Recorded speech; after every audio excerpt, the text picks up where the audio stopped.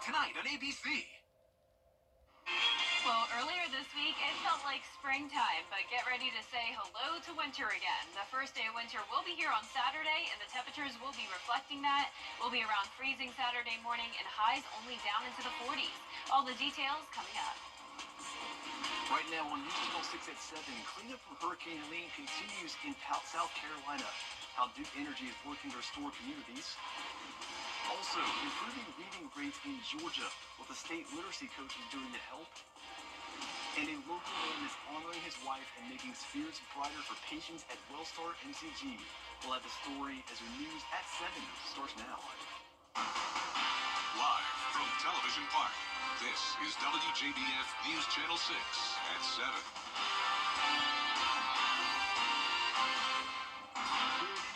You're watching News Channel 6 at 7. I'm Graham Lee. Thank you so much for joining us. Coverage you can count on begins as today. Duke Energy was briefed by South Carolina Public Service Commission on Duke's response to Hurricane Helene. Caroline Yaffa has more. I'm here outside the South Carolina Public Service Commission where Duke Energy talked about what they did during the company's largest power outage in state history. Mother Nature really outdid herself with Helene.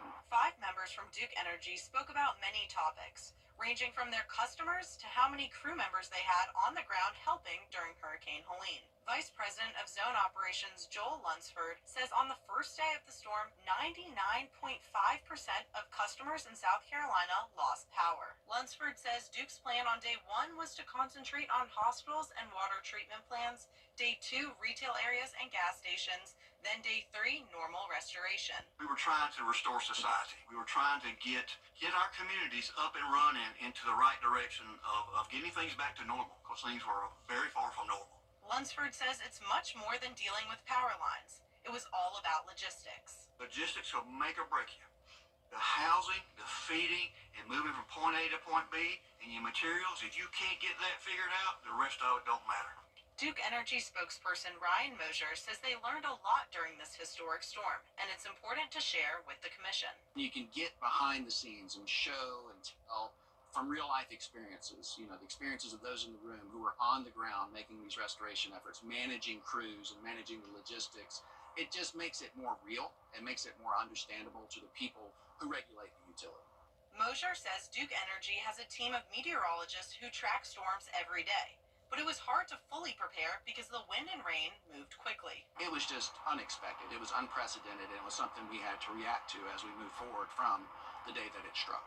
Mosier says storms like these teach the company lessons about what works and what doesn't work, so they can improve next time. In Columbia, Caroline Yaffa, WJBF News Channel 6. Helene recovery efforts discussed at the 3rd Town Hall meeting by Augusta City leaders. Mayor Garnett Johnson started Wednesday night's meeting by remembering the 7 people who died during the hurricane. He also mentioned that within the past few days, GMA launched the Hearts Georgia program that will provide safe temporary housing for up to 6 months if you were displaced by the storm. They also provided updates on debris pickup, and was someone we spoke to last night's meeting had concerns about Augusta's long-term recovery plan. My bigger issue is the long-term disaster recovery. I've been to a couple of the city meetings for that, and they're indicating that this is a fully volunteer requirement. The city is going to be hands-off. Keep in mind, this process is not going to end. We have 120 days at 100% reimbursement. We're going to ask for an extension, but even if we don't get the extension, we're going to continue to pick up debris until we've gotten it all picked up. To find out more about the Hearts Georgia program, just go to our website, WJBF.com. It is time now for our first check of the weather. For that, we turn to our chief meteorologist, Jenna Petracci. Jenna. Well, Graham, it's a chilly night tonight, but still warmer than average. And right now, as we take a look at our Terry Lambert Hyundai Sky View Cam, beautiful view of the Christmas tree lit up there in Aiken. Today's almanac shows we started out at 47 degrees. So like I mentioned, chilly, but still 10 degrees above average. Our high today was 62. That brings us right on track with our average of 61. And right now, our temperatures are sitting in the 50s. 54 54 in Thompson, 57 in Barnwell, Louisville at 56, Sylvania, you're at 59 degrees, Wrightsville in the low 50s, and Edgefield at 53. Sparta already down to the upper 40s. The temperature change map is pretty drastic, showing conditions around 13 to even 15 degrees cooler in Thompson compared to this time yesterday. Dew points are also much lower than yesterday. So late last night we did have a few storms around with the high moisture. Of course, we had the fog in the morning. Now we have much drier air that's moved in with dew points falling into the 40s. Winds are coming in from the northeast, only up to around 5 miles per hour. And as for our satellite and radar, notice we do still have the cloudy conditions, and it will stay that way throughout the remainder of tonight. We're watching this cold front up towards the north. This is part of an Alberta Clipper system bringing snowfall all across the Midwest. Now, the snow will be staying up there, but the cold front will be coming through tomorrow, and that will bring us a big drop in temperatures. But in the meantime, tonight, upper 40s in Augusta by 11 p.m. And looking ahead here, we'll go down to 44 by tomorrow morning, 50s for highs on Saturday, upper 40s for highs on Sunday, but it will be a beautiful sunny weekend. Coming up, I'll have a look at your Christmas Day forecast because we will have some big changes, so stay with us. But back to you, Graham. All right, Jenna, thank you. Georgia's new literacy coach is touring the state to help students become better learners. The story from our Atlanta Bureau Chief, Archit Seshadri. New data shows more than a third of Georgia's third graders are reading below grade level.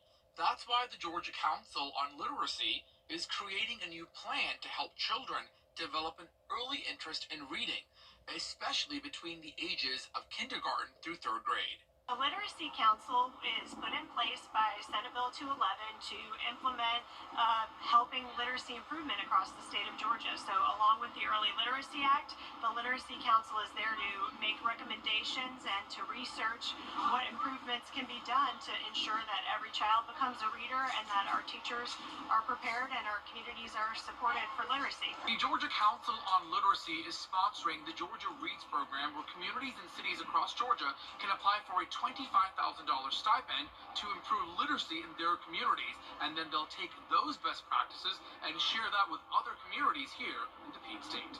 The council hopes to get more funds from state lawmakers next year to hire extra literacy coaches to train more teachers. Well, one really important piece that we have implemented right now is all of our K through 3 teachers are screening their students. And what screening means is that they're really looking at how are the students performing when it comes to reading and what areas do they need support in. So our teachers have all been trained, not just in the right education of how to teach reading, but also in looking at their student data and really being able to zero in and support students that need help.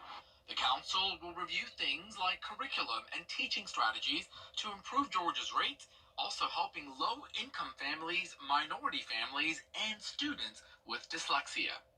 Reporting in Atlanta, Archit Seshadri, Atlanta Bureau Chief. With a week left until Christmas, a local NFL player is giving back to those in his hometown.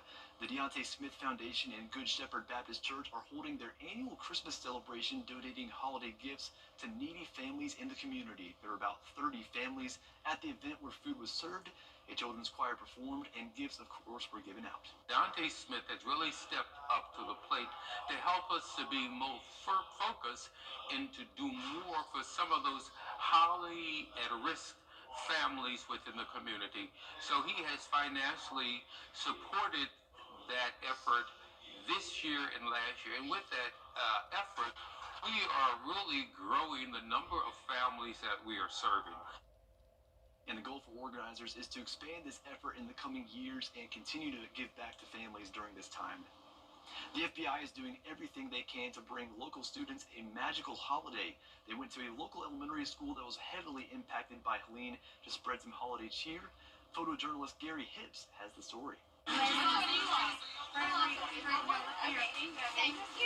Every year the FBI family picks a school to sponsor. This year the Atlanta office reached out to me and said, you know, you guys have had a rough year with the hurricane. Is there any school in Augusta that might have a particular need? So I reached out to my friends over at the mayor's office. The mayor suggested this Gracewood Elementary. I immediately thought of the students and the residents of Castle Pines neighborhood. As you know, they were simply devastated due to the the storm. This one? All right, Merry Christmas. But if we could help some of the littlest of our citizens, the kids that were impacted, so they could take some joy home through gifts, and there's more than just toys. There's socks, there's clothes, there's a lot of things. Anybody else? You want to try? You want to try on the belt? We came together and we've got this amazing experience for the young people today. They're getting to go through some of our vehicle, our command vehicle, and seeing some of our gear. All right, so one in the front and then one in the back that goes inside the vest. I know it means a lot to our kids, and I know that a lot of our students can really use it. So it's very exciting. For the FBI, the Atlanta division, to choose Augusta and to choose this school and to choose Castle Pines is certainly humbling. And speaking of the holiday spirit, the spirit of giving means a little more this holiday season for one local man. He helps raise awareness on cancer through a very unique gift. Randy Barr's inspiration behind his cardinal and angel-themed Christmas ornaments is his tribute to his late wife Linda Bars, who passed away last year due to brain cancer. This is the second year Bars handcrafts 300 ornaments, each carrying a bell symbolizing the completion of a patient's chemotherapy treatment, something he says his wife Linda never got to do. Now he spreads Christmas cheer in her remembrance to cancer patients across the CSRA with the goal of giving others hope for a healthy recovery. The patients will receive their ornaments and coloring books on Christmas morning. Well, still ahead, President-elect Trump is now taking credit for killing the bill that would have funded the government. We'll have the details when coverage you can count on continues. Hey there, Georgia. Clearing skies tomorrow with sunshine and breezy winds. Then the cold snap will be here Saturday through Monday of next week, then warming up just in time for the holiday. I'll have all the details coming up after this break.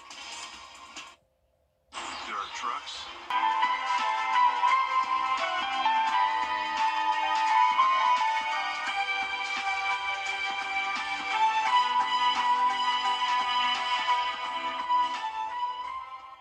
The CSRA is full of amazing women. Women who inspire. Women who innovate. Women who lead. That's why News Channel 6 brings you Women to Watch.